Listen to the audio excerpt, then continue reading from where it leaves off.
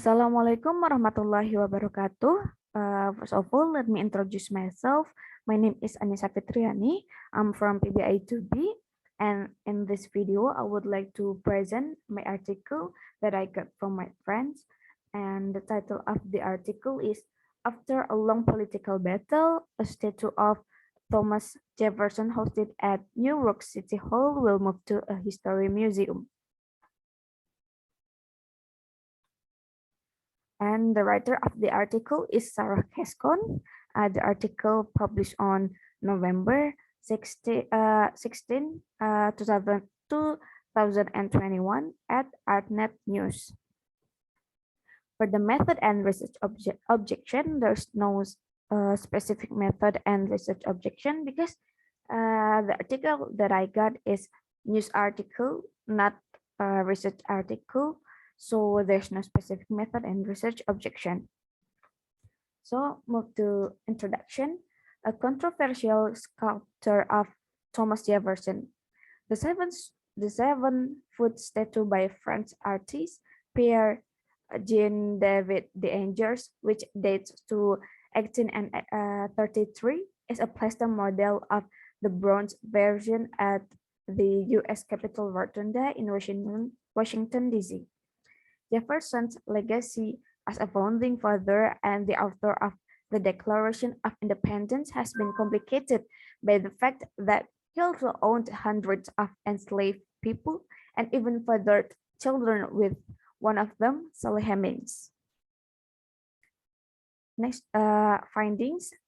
Assemblyman Charles Barron began calls for the artwork's removal in 2001 when he was a city council member. He believed the statue should be destroyed outright, but the idea did not gain traction until the council's back, Latino, and Asian caucus took up the cause this year, writing to Mayor Bill de Blasio to call the artwork a constant reminder of the injustice that have plagued communities of color since the inception of our country. And in 2018, New York's Mayoral Advisory Commission on City Art, Monuments and Marker opted not to take down controversial monuments to figures including Christopher Columbus and Teddy Roosevelt, but instead to add additional context to such works. But the tide has continued to turn, and a Roosevelt monument at the American Museum of Natural History is now slated for removal.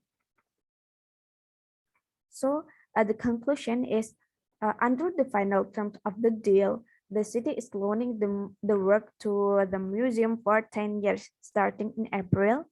It will spend 6 months in the museum's lobby gallery before moving to reading room, also on the ground floor.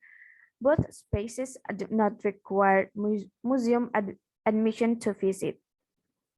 The statue was last restored in 2011 as part of a year-long conservation and redecoration of the chamber, which had been suffering from water damage. Its relocation could pave the way for similar campaigns against some of the other 700 works of art at city-owned property. And maybe that's all that I told you about the article. Thank you. And wassalamualaikum warahmatullahi wabarakatuh.